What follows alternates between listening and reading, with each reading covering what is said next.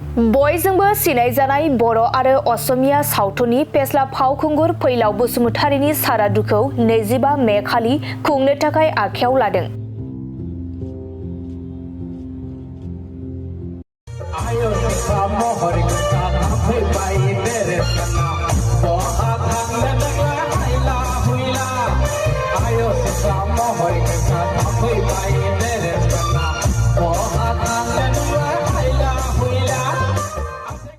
हारिमुनि गेजेरजों गोलाव सम गावनि बेसेनगोसा समखौ हारि जौगानायनि थाखाय हारिमुनि गेजेरजों गोख्रों नाजाबोनाय बावसोमबोनाय बर' आरो असमिया सावथुननि मुंदांखा फावगिरि मेथाइ रोजाबगिरि लिरगिरि फैलाव बसुमतारीया थांनाय 22 एप्रिल खालि रुंसारि जालांदोंमोन। बिनिखायनो बिथां फैलाव बसुमतारीनि जिउमाया सोरगोआव आलो गोजोनै थाहैनो हानायनि थाखाय बिथांनि नखरनि सुबुंफोरा फैगौ 25 मे खालि सारादु खुंनो थाखाय आखायाव लादों।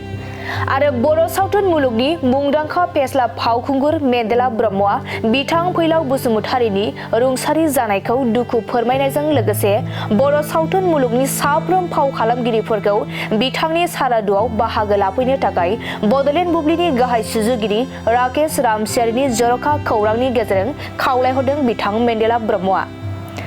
थारैनो बिथां फैलाव बसुमतारीनि रुंसारि जानाया बर' माहारिजों लोगोसे आसामनि थाखाय सुख'हायै गेदेर खहा।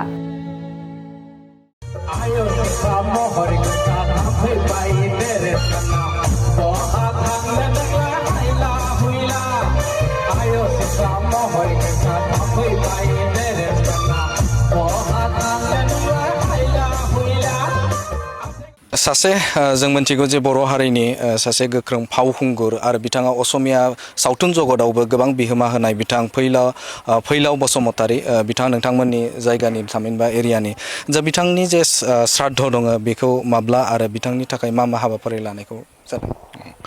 दा बिथांनि नाम मख'नायाव दुखु मोनबाय। बिथां नखरनि बिसि बाजै लोगोसेनो फिसाला फिसाजो बिहामजो बिथांमोननिसिम आंनि गोसोनि दुखुखौ आरो फोरमायहरबावबाय। दा बिथांनि श्राद्धखौ बे दाननिनो एबा मेनि 25 खालार सानडे बेयाव लानाय जादों।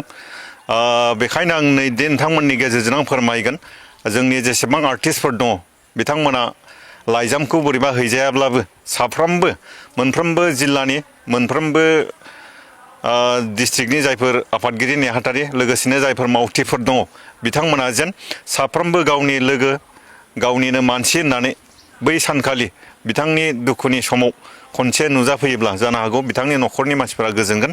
बेखायनो आंनिफ्रायबो खावलायबाय 25 मे रबिबार खालि बिथांनि न'आव खनसे ज' नुलायगोन होननानै आसा खालामनाय जाहैबाय। गोजोन्थों।